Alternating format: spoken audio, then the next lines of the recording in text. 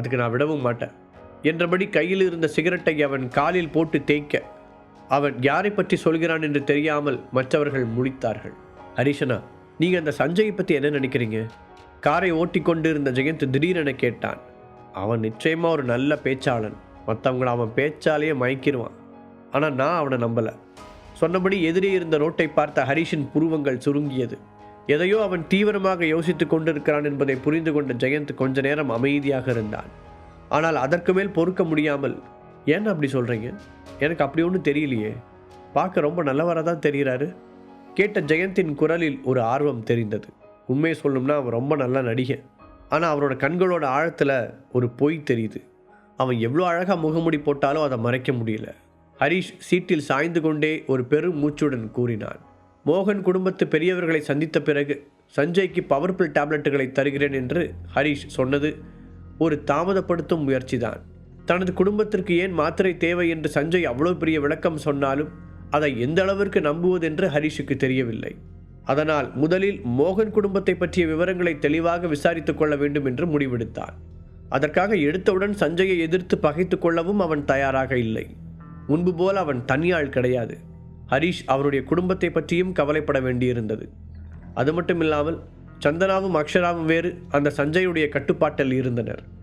அவர்களை காப்பாற்றும் வரை ஹரிஷ் கொஞ்சம் தந்திரமாக நடிக்கத்தான் வேண்டியிருந்தது. வெளிப்படையாக சொல்ல வேண்டும் என்றால் தன்னை சூழ்ந்துள்ள அனைத்து சக்தி வாய்ந்த அச்சுறுத்தல்களிலிருந்தும் பாதுகாத்து கொள்ள ஹரிஷுக்கு கொஞ்சம் நேர அவகாசமும் இன்னும் கொஞ்சம் ஆற்றலும் தேவைப்பட்டது. அதனால் அவன் தன்னுடைய ஒவ்வொரு நகர்வையும் கவனமாக திட்டமிட்டு செய்ய தொடங்கியிருந்தான். திடீரென ஹரிஷ் தலையை திருப்பி காரை ஓட்டி கொண்டிருந்த ஜெயந்தின் தோள்களை பிடித்தான். சில வினாடிகள் கழித்து வானத்திலிருந்து ஒரு கருப்பு புள்ளி தோன்றி ஒரு மின்னல் போல சீறி பாய்ந்து வந்து அவர்களின் காரின் மீது மோத அடுத்த நொடியே கார் வெடித்து சிதறியது. சில நொடிகளில் கார் வெடித்து சிதறியது. அந்த கார் வெடித்த சத்தத்தை கேட்டு ரோட்டில் நடந்து கொண்டிருந்தவர்கள் பயங்கர அதிர்ச்சிக்குள்ளானார்கள். அந்த காருக்கு சைடிலும் பின்னாலும் கொஞ்சம் தள்ளி வந்து கொண்டிருந்தவர்கள் தீப்பற்றி எரியும் காரில் மோதாமல் இருப்பதற்காக ஸ்டியரிங்கை வளைத்ததில் ஒருவர் மீது ஒருவர் மோதிக்கொண்டனர். சில கார்கள் ரோட்டோரத்தில் இருந்த மரங்களில் முட்டி நிறுத்த கார் வெடித்த கொஞ்ச நேரத்தில் அந்த இடமே கலைபரமானது. அங்கிருந்து ஒரு 100 மீட்டர் இடைவெளியில் இருந்த கட்டிடத்தின் மொட்டை மாடியில் இருந்த அந்த நபர் தன் கையில் இருந்த அந்த பெரிய ஆயுதத்தை அதற்குரிய பெட்டியில் வைத்து மூடிவிட்டு வேகமாக தன்னுடைய போனை எடுத்து ஒரு எண்ணை அழைத்தான். டார்கெட்டை முடிச்சாச்சுன்னு பாஸ் கிட்ட சொல்லிடு என்று அவன் சொல்ல மறுமுனையில் ஒரு உணர்ச்சியற்ற குரல், ரொம்ப நல்லது, உனக்கான ரிவார்டு உன்னை தேடி வரும், அப்புறம் யாரும் உன்னை ஃபாலோ பண்ணலங்கிறத கன்ஃபார்ம் பண்ணிக்கோ, ஜாக்கிரதை என்று சொல்லிவிட்டு போனை கட் செய்தது. உடனே அந்த நபர் சந்தோஷமாக விசில் அடித்தபடி அந்த இடத்தை விட்டு கிளம்ப தயாராக, என்ன அதுக்குள்ள கிளம்பிட்டீங்க, நான் இப்போ தானே வந்தேன் என்று ஒரு கம்பீரமான குரல் கேட்டது. அதை கேட்டதும் அந்த நபர் வேகமாக தன் இடுப்பில் இருந்த கத்தியை எடுத்தபடி சுற்றிலும் கண்களால் தேடினான். ஆனால் அங்கு யாரையும் காணாமல் திகைத்து போனான். அப்போது, நீ யார் சொல்லி இந்த வேலையை செஞ்சேன்னு தெரிஞ்சுக்கலாமா? மீண்டும் அதே குரல் அந்த நபரின் பின்னால் இருந்து கேட்க சடனாக திரும்பி கத்தியை வீசினான் அவன். கத்தி அவனுக்கு பின்னால் நின்று கொண்டிருந்த ஹரிஷின் வலது கண்ணை நோக்கி வர கடைசி நொடியில் அதை தன் 2 விரல்களுக்கு இடையில் பிடித்த ஹரிஷ் அப்படியே மேலே தூக்கி வீசி அதன் கைப்பிடியை தன் கைக்குள் கொண்டு வந்தான். இதெல்லாமே ஒரு நிமிடத்திற்கு உள்ளாகவே நடந்திருக்க ஹரிஷுக்கு பக்கத்தில் வந்து நின்ற ஜெயந்த் தன் கண் முன்னால் நடப்பதை நம்ப முடியாமல் பார்த்து கொண்டிருந்தான்.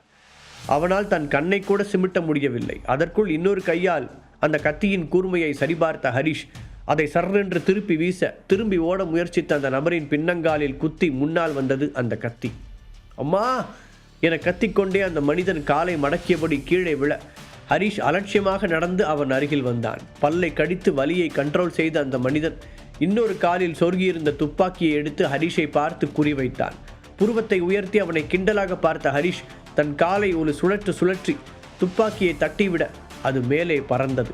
கீழே வந்த துப்பாக்கியை தன் கையில் பிடித்தவன் அதன் பின்னால் இருந்த பாகத்தை இழுத்து குண்டுகளை எடுத்து தன் பாக்கெட்டில் போட்டுக்கொண்டான்.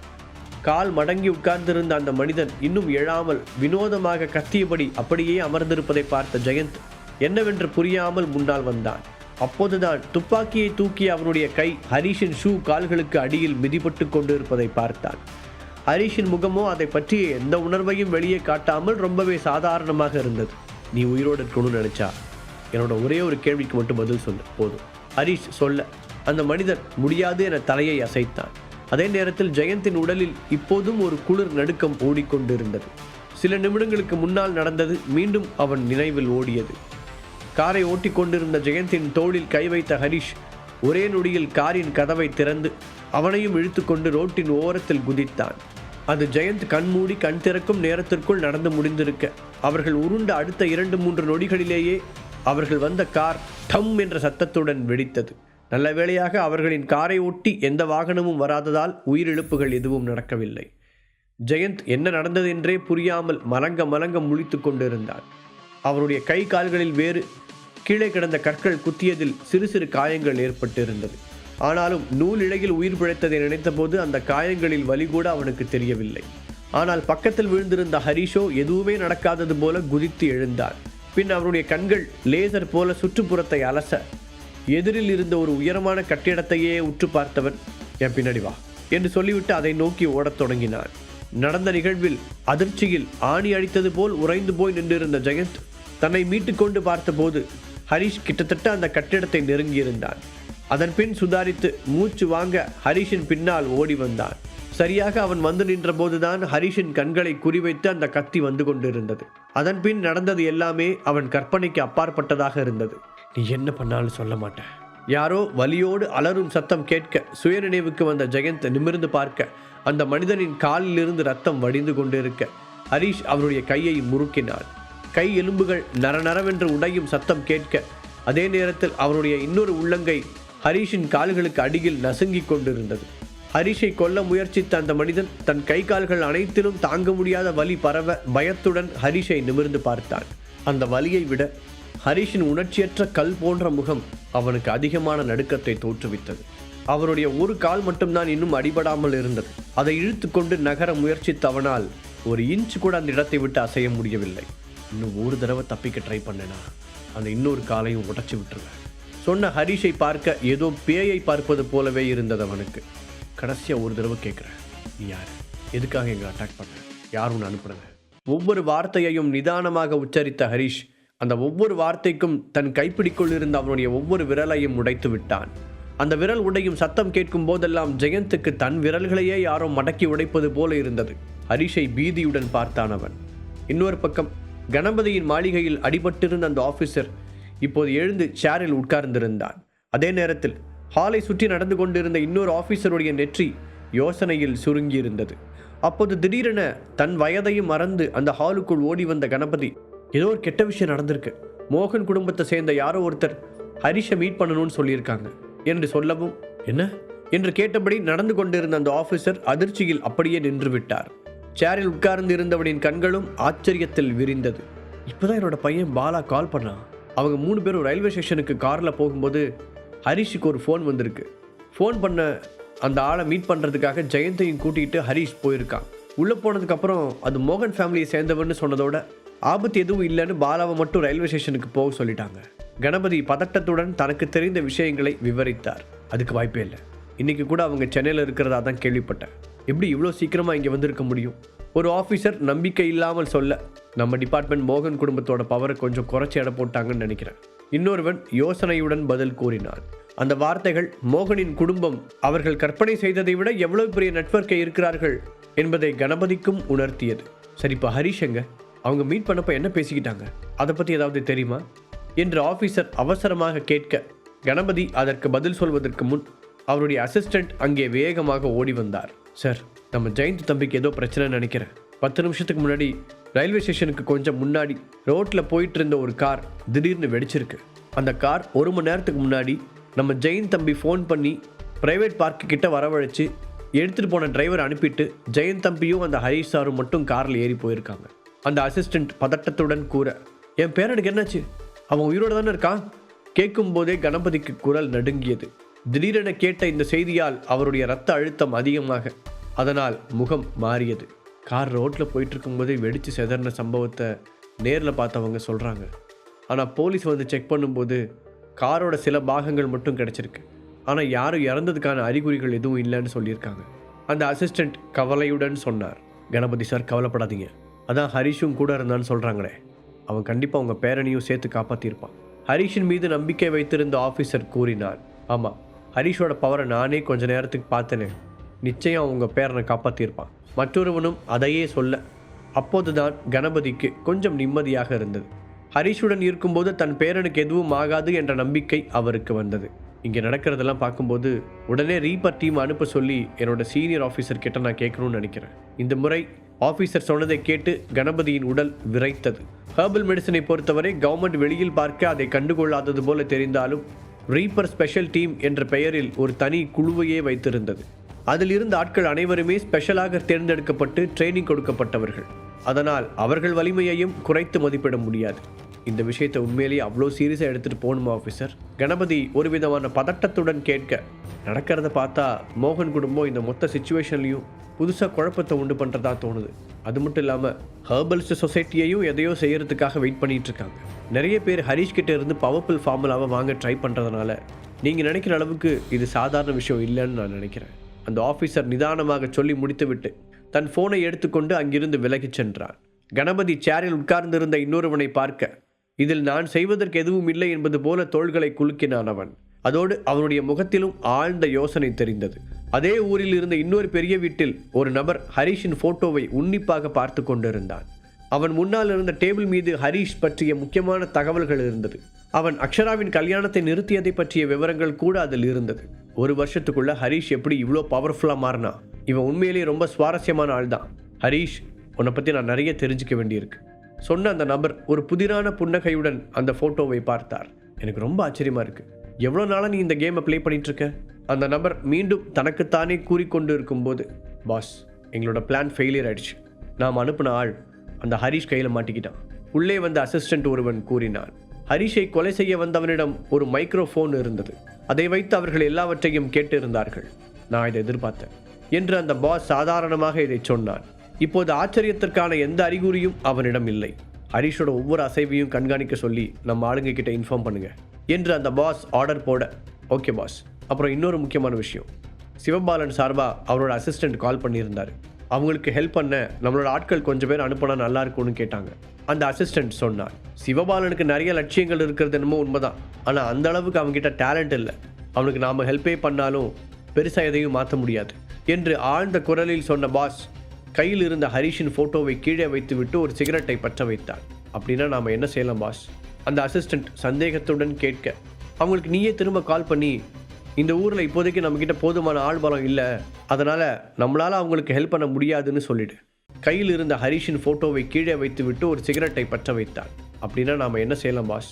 அந்த அசிஸ்டண்ட் சந்தேகத்துடன் கேட்க, அவங்களுக்கு நீயே திரும்ப கால் பண்ணி, இந்த ஊரில் இப்போதைக்கு நம்மக்கிட்ட போதுமான ஆள் பலம் இல்லை, அதனால் நம்மளால் அவங்களுக்கு ஹெல்ப் பண்ண முடியாதுன்னு சொல்லிடு என்று சொன்ன பாஸ் ஒரு ஆழமான மூச்சை எடுத்து விட்டபடி வளையம் வளையமாக புகைவிட்டான். அதே நேரத்தில் ஹரிஷ் தன் கையில் இருந்த இரத்தக்கரையை கீழே கிடந்தவருடைய சட்டையில் துடைத்து கொண்டிருந்தான். அந்த கொலையாளியை பேச வைக்க முயற்சிக்க ஹரிஷ் பல்வேறு வழிகளை முயற்சித்தான். ஜெயந்த் தன் வாழ்நாளில் இப்படியான இரத்த களரியை பார்த்தது இதுதான் முதல் முறை.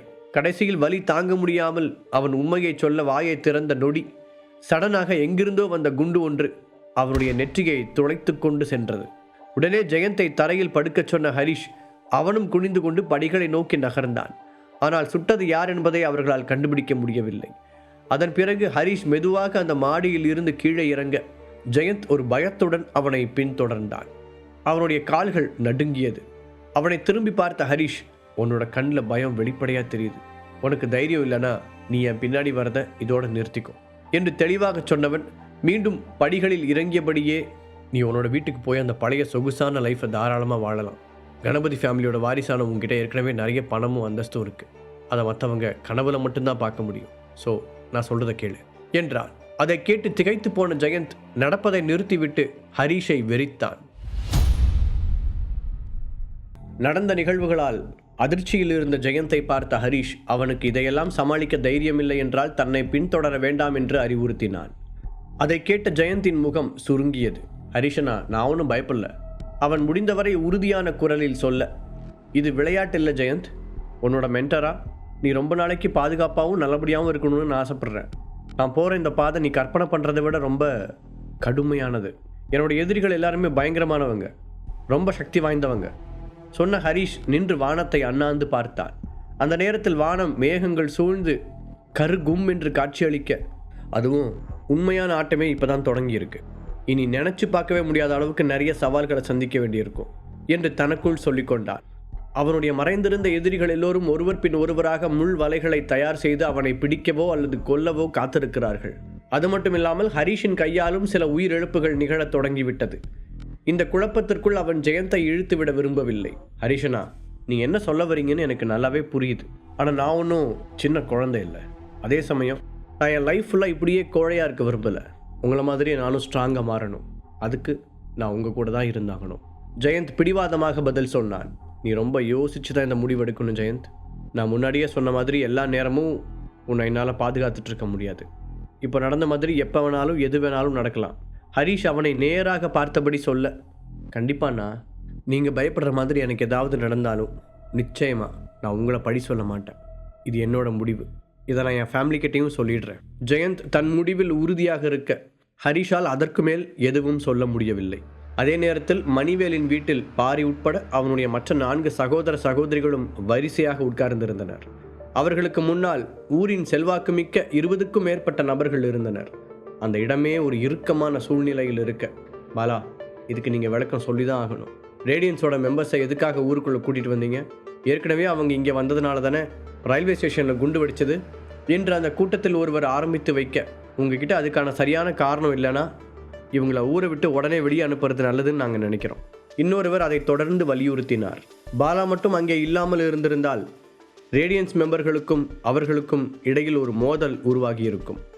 அந்த அளவிற்கு அவர்கள் கடுமையாக நடந்து கொண்டனர். பாரி கோபத்தில் பற்களை கடித்து கொண்டான். எல்லாரும் ஒரு நிமிஷம் அமைதியாக இருக்கீங்களா?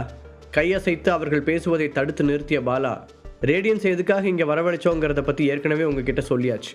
ஊரை விட்டு கொஞ்சம் தள்ளி இருக்கிற மலைப்பகுதியில் கொள்ளைக்காரங்க அட்டகாசம் ரொம்பவே அதிகமாக இருக்குது. நம்ம யாராலையும் அவங்கள பிடிக்க முடியல. அவங்கள ஒழிக்கிறதுக்காக தான் ரேடியன்ஸ் இங்கே வந்திருக்காங்க.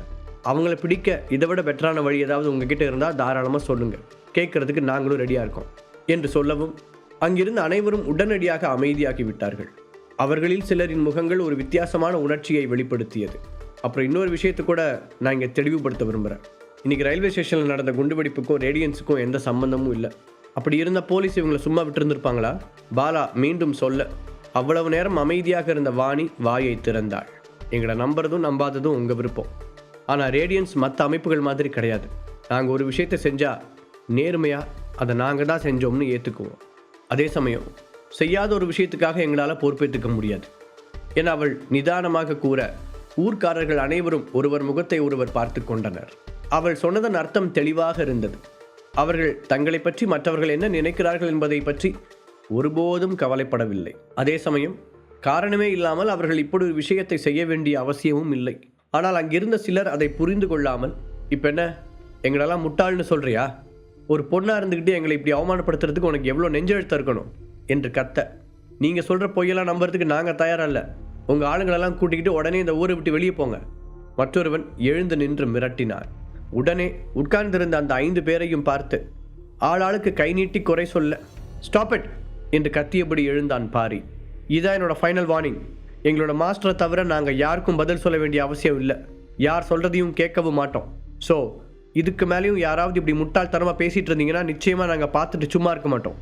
அவன் கோபத்தில் கர்ஜிக்க, அதன் விளைவாக அவன் உடலில் இருந்து ஒரு விதமான ஒளி வெளிப்பட்டது.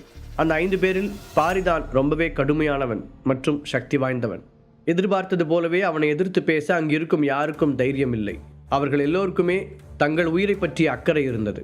இன்னொரு பக்கம் புனித்தின் வீட்டில் சிவபாலனின் முன்னால் புனித் தலைகுனிந்து அமர்ந்திருந்தான். சொந்த வீட்டிலேயே எனக்கு தெரியாம கேமரா செட் பண்ணியிருந்தியா? சிவபாலன் ஆழ்ந்த மூச்சை எடுத்து விட்டபடி அவனை கேட்டார். அவருடைய குரலில் ஒரு அடக்கப்பட்ட கோபம் தெரிந்தது. நான் சும்மா விளையாட்டுக்கு தான் அப்படி பண்ணேன். ஜஸ்ட் ஒரு ஆர்வம், அவ்வளவுதான். புனித் தன் அப்பாவை நிமிர்ந்து கூட பார்க்காமல் பதில் சொன்னான். மூர்த்தி அவன் வைத்திருந்த கண்காணிப்பு கேமராக்களை கண்டுபிடித்து அவன் அப்பாவிடம் போட்டு கொடுத்து விட்டான் என்பது அவனுக்கு புரிந்தது. அப்படியா? அப்படின்னா நான் உங்ககிட்ட ஒன்று கேட்குறேன். இந்த கொஞ்ச நாளா நான் என்ன செஞ்சுக்கிட்டு இருந்தேன்னு உனக்கு தெரியுமா என புருவங்களை நெறித்தபடி கேட்டார் சிவபாலன். அவருடைய முகம் கோபத்தில் சிவந்திருக்க பார்வை புனித்தின் மீதே நிலைத்திருந்தது. உண்மையிலேயே அதை என் வாயால் கேட்டு தெரிஞ்சுக்கணும்னு நினைக்கிறீங்களா? ஒரு பெருமூச்சை எடுத்து விட்டபடி நிமிர்ந்து அவரை நேராக பார்த்து பதில் கேள்வி கேட்டான் புனித். பின்பு தைரியத்தை வரவழைத்து கொண்டு, அப்பா, உங்ககிட்ட இதை நான் சத்தியமாக எதிர்பார்க்கல. சின்ன வயசுல இருந்து நேர்மையாக இருக்கணும், உண்மையாக இருக்கணும், கொடுத்த வாக்க மீறக்கூடாதுன்னு எல்லாம் சொல்லி கொடுத்துட்டு கடைசியில் நீங்களே இப்படி பண்ணலாமா என ஆதங்கத்துடன் கேட்டான் அவன். நானும் ஒரு காலத்தில் அப்படி தான் இருந்தேன். ஆனால் அதனால் என்ன மிச்சம் ஆச்சு? நான் எதிர்பார்த்த மரியாதை எனக்கு கிடைக்கலையே. இந்த ஊரில் கூட எனக்கு 3வது இடம் தான். இந்த பங்களாவை சுற்றிப்பாரு, ஒவ்வொரு இன்ச்சையும் பார்த்து பார்த்து பணத்தால் இழைச்சிருக்கேன். ஆனாலும் கணபதிக்கும் மணிவேலுக்கும் அடுத்தபடியாக தான் எனக்கு மரியாதை கிடைக்கிது. வெளியூர்லலாம் உங்கள் அப்பன் பேர் ஃபேமஸாக இருந்து என்ன பண்ணுறது? உள்ளூரில் எனக்கு கிடைக்க வேண்டிய மரியாதை கிடைக்காம போகுது. நல்லது மட்டுமே செய்யணும்னு வாழ்ந்தா கடைசியில் நம்ம ஏழையாகவும் பலவீனமாகவும் தான் நிற்கணும். அதனால தான் நான் இப்படி ஒரு வழியை தேர்ந்தெடுத்தேன். புரியுதா? சிவபாலன் ஆவேசத்துடன் சொல்ல, புனித் என்ன சொல்வதென்று தெரியாத திகைப்புடன் அவரை பார்த்தான். இவ்வளோ வருஷமாக நீ இந்த ஊரில் தானே இருக்க, உன் கண்ணு முன்னாடி தானே எல்லாம் நடக்குது.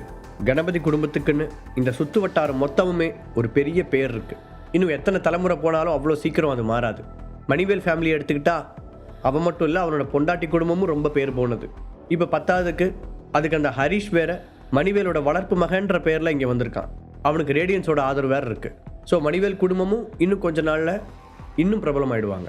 சொல்லிவிட்டு ஒரு நிமிடம் நிறுத்திய சிவபாலன், கடைசியில் நம்ம ஃபேமிலி தான் இதனால் ரொம்ப பின்னாடி போயிடும். நாம் இந்த ஊருக்கு வந்ததுலேருந்து ஒவ்வொரு தலைமுறைக்கும் நம்மளோட புகழ் குறைஞ்சிக்கிட்டே தான் வருது. அதுவும் என்னோட காலத்துக்கு பின்னாடி நம்ம ஃபேமிலியோட நிலைமை என்ன ஆகும்னு என்னால் சொல்லக்கூட முடியல. அதனால் இந்த சூழ்நிலையை சரி பண்ணுறதுக்கு நான் சீக்கிரம் ஒரு வழியை கண்டுபிடிச்சாகணும். இல்லைனா நம்ம குடும்ப பேர் இருந்த இடமே தெரியாமல் காணாமல் போயிடும் என்று சொல்லி முடித்தார். பின்பு மெதுவாக முன்னால் வந்து புனித்தின் தோள்களில் கைகளை வைத்த அவர், நான் செஞ்சது எல்லாமே உன்னோட நல்லதுக்காகவும் இந்த குடும்பத்தோட எதிர்கால சந்ததிகளுக்காகவும் தான். நம்ம குடும்பத்தோட பாரம்பரியத்தை பாதுகாக்கிறதுக்காக தான் நான் இவ்வளோ கஷ்டப்படுறேன். நீயும் என்ன மாதிரி இந்த குடும்பத்தோட தலைவனை மாறும்போதே என்னோட நிலைமையை புரிஞ்சுக்குவேன் என்று அழுத்தமாக கூறினார். புனித்தோ அப்போதும் பதில் பேசாமல் அமைதியாக அவரை பார்த்தான். இதற்கிடையில் ஹரிஷும் ஜெயந்தும் ஒரு டாக்ஸியை பிடித்து மணிவேலின் வீட்டிற்கு செல்ல பாலா வெளியில் ஓடி வந்து அவர்களை வரவேற்றார். ஹரீஷ், ஒரு வழியா நீ வந்துட்டியா? இப்போதான் எனக்கு மூச்சே வருது. தன் நெற்றியில் வழிந்த வியர்வையை துடைத்தபடி அவர் கூறினார். பின்பு ஜெயந்தை மேலும் கீழுமாக பார்த்தவர் அவனுக்கு காயம் எதுவும் இல்லாததை பார்த்து நிம்மதி அடைந்தார். கார் வெடித்த செய்தி அவருடைய காதுக்கும் வந்திருந்தது. அதே சமயம் தனக்கு எதுவும் ஆகவில்லை என்ற விஷயத்தையும் ஜெயந்த் ஃபோன் பண்ணி சொல்லியிருந்தான். உங்களோட உதவிக்கு ரொம்ப தேங்க்ஸ் பாலா சார். இனி நான் பார்த்துக்கிறேன், நீங்கள் கவலைப்படாமல் இருங்க என்றபடி அவருடைய தோளில் தட்டி நன்றி கூறிய ஹரீஷ் உள்ளே நடந்தான். வணக்கம் ஹரீஷ் சார். அவனை பார்த்ததும் 5 பேரும் எழுந்து நின்று மரியாதையுடன் வணங்கினார்கள். பொது இடங்களில் மாஸ்டர் என்று அழைக்க வேண்டாம் என ஹரீஷ் முன்பே எச்சரித்திருந்ததால் அவர்களும் கவனத்துடன் நடந்து கொண்டனர். ஹரீஷ், நீ ரொம்ப திமிரு பிடிச்சவன். எங்களெல்லாம் இவ்வளோ நேரம் வெயிட் பண்ண வைக்க உனக்கு எவ்வளோ துணிச்சல் இருக்கணும் என்று ஒருவர் கத்தினார். இதுக்கு மேலேயும் உங்கள் நேரத்தை வேஸ்ட் பண்ணாதீங்க. எப்போ அந்த கொள்ளைக்காரங்களை விரட்ட போகிறீங்க? இன்னொருவன் கிண்டலாக கேட்டான். உனக்கு பயமாக இருந்துச்சுன்னா இப்போவே இவங்களை கூட்டிகிட்டு கிளம்பிடுங்க. அட்லீஸ்ட் கொஞ்சம் மரியாதையாவது மிச்சம் இருக்கும். 3வது ஒருவன் நக்கலாக சொல்ல பாரியும் மற்றவர்களும் அவனை தீயாக முறைத்தனர். ஹரீஷ் மட்டும் கண்ணசைத்து அவர்களை அமைதிப்படுத்தி இருக்காவிட்டால் நிச்சயம் பேசி அவனின் வாயை அடித்து உடைத்திருப்பார்கள். அவர்கள் பேசி முடிக்கும் வரை பொறுமையாக நின்று கொண்டு இருந்த ஹரீஷ், ரேடியன்ஸ் அந்த கொள்ளைக்காரங்களை பிடிச்சிரும்னு நீங்கள் எல்லாரும் நம்புறதுக்கு ரொம்ப தேங்க்ஸ். அதை செய்யறதுக்கு நாங்களும் ரொம்ப ஆர்வமாக இருக்கோம் என்றான். அதை கேட்டதும் எல்லோரும் ஆச்சரியத்துடன் அவனை பார்க்க, ஐ மீன் ரேடியன்ஸ் மெம்பர்ஸோடு நானும் போக போகிறேன், அதைத்தான் சொன்னேன் என்று சமாளித்தான். இப்போதைக்கு தான் ரேடியன்ஸின் தலைவன் என்ற அடையாளம் வெளிப்படுவதை அவன் சுத்தமாக விரும்பவில்லை. அதன் பின் அவர்களின் கவனத்தை திசை திருப்ப பாரியை நோக்கி திரும்பிய ஹரீஷ், பாரி, நாளை காலையில் ஷார்ப்பாக 8 மணிக்கு நாம் அந்த மலைக்கு கிளம்புறோம். நான் ஏற்கனவே உங்கள் தலைவர்கிட்ட இதை பற்றி பேசிட்டேன் என்று கூறினான். அவர்களும் புரிந்தது என தலையாட்டினார்கள். நான் ஏற்கனவே ரொம்ப நாளை இந்த ஊரில் செலவழிச்சிட்டேன். என்னை அட்டாக் பண்ணுறதுக்கு மறுபடியும் யாராவது வர்றதுக்கு முன்னாடி நான் இந்த வேலையை முடிச்சுட்டு கிளம்பணும். அப்போ தான் என்னால் மற்றவங்களுக்கு எந்த பாதிப்பும் வராது என மனதிற்குள் நினைத்து கொண்டவன், அதே நேரத்தில் ரேடியன்ஸின் பெருமையை நிலைநாட்டுவதற்கு இந்த வாய்ப்பை சரியாக பயன்படுத்திக் கொள்ள வேண்டும் என்று முடிவெடுத்தான். அன்றைய இரவு வேகமாக கடக்க மறுநாள் காலை சொன்னது போலவே ரேடியன்ஸின் மெம்பர்களை கூட்டிக் கொண்டு அந்த மலையை நோக்கி சென்றான் ஹரீஷ். அவங்க இதை செஞ்சு முடிப்பாங்கன்னு நினைக்கிறியா மணி? பாலா அடிவானத்திலிருந்து மேலே எழுந்து கொண்டிருந்த சூரியனை பார்த்தபடி மணிவேலிடம் கேட்டார். ஹரீஷ் ரொம்ப புத்திசாலி, அதோட திறமசாலியும் கூட. அவனை நாம் நம்பணும். மணிவேல் அவரின் முதுகில் தட்டி கொடுத்தபடி சமாதானம் சொன்னார். அவர்கள் இருவரும் அந்த வீட்டின் மாடியில் ரொம்ப நேரம் அமைதியாக நின்று கொண்டிருந்தார்கள். சிவபாலன் இப்படி ஒரு விஷயத்தை செய்வான்னு நான் நினைக்கவே இல்லை. எனக்கு அவன் அவ்வளவா பிடிக்காதான். இருந்தாலும் ஒரு காலத்தில் நம்மளோட நல்ல ஃப்ரெண்டாக இருந்தவன். அவன் இப்படி நம்ம முதுகுக்கு பின்னாடி குத்துவான்னு நான் நினச்சி கூட பார்க்கல. மணிவேல் திடீரென சொல்ல அவனோட இந்த பேராசையும் சுயநலமுமே அவனோட அழிவுக்கு காரணமாக இருக்கும். பதிலுக்கு கூறிய பாலா, இந்த சதுரங்க விளையாட்டு ஏற்கனவே தொடங்கிருச்சு. அடுத்து என்ன நடக்கும்னு பார்க்க தான் நான் ரொம்ப ஆர்வமாக காத்துக்கிட்டு இருக்கேன் என்று சிரித்தார். அதை கேட்டபடி தலையாட்டிய மணிவேல் பாலாவின் தோளில் கை போட்டார். அந்த நேரத்தில் அவர்கள் இருவரும் தங்களது மற்ற அடையாளங்களை மறந்துவிட்டு ரொம்பவே இயல்பாக இருந்தனர். அதற்குள் ரேடியன்ஸின் மெம்பர்களை ஏற்றிக்கொண்ட கார்கள் வரிசையாக அந்த மலையை நோக்கி செல்ல, எல்லாவற்றிற்கும் முன்னால் சென்ற அந்த பெரிய காரில் ஹரீஷும் பாரி சகோதரர்களும் இருந்தனர். நாங்கள் விசாரித்து தெரிஞ்சுக்கிட்ட வரைக்கும் அந்த மலையில் இருக்கிற 7 பேரும் ஏற்கனவே 5வது நிலையை கடந்துட்ட நிபுணர்கள். அவர்களுக்கு கீழே இருக்கிற நூற்றுக்கணக்கான பேரில் பாதிக்கு மேலே நல்லா சண்டை போட தெரிஞ்சவங்க. நம்மளை விட வலிமையானவங்கன்னு சொல்ல முடியாட்டியும் இந்த மலையோட அமைப்பை பற்றி நம்மளை விட நல்லா தெரிஞ்சவங்க. அதுதான் அவங்களோட பலமாகவும் நம்மளோட பலவீனமாகவும் இருக்க போகுது. அதாவது நாம் அவங்கள வலுக்கட்டாயமாக தாக்குனா அவங்க எங்கே வேணாலும் மறைஞ்சிருந்து பதிலுக்கு நம்மளை தாக்கலாம். ஸோ நாம் பல உயிரிழப்புகளை சந்திக்க வேண்டியிருக்கும். பாரி அந்த காரில் இருந்த எல்லோருக்கும் நிலைமையின் தீவிரத்தை விளக்கினார். அதற்குள் அந்த பாதை முடிவுக்கு வர இதுக்கு மேலே கிட்டத்தட்ட 4-5 கிலோமீட்டர் நடந்து தான் போகணும். அப்போ தான் நாம் அந்த மலை அடிவாரத்தை அடைய முடியும். முழு கதையையும் கேட்டு மகிழ பாக்கெட் FM APP டவுன்லோட் செய்யுங்கள். லிங்க் டிஸ்கிரிப்ஷனில் கொடுக்கப்பட்டுள்ளது.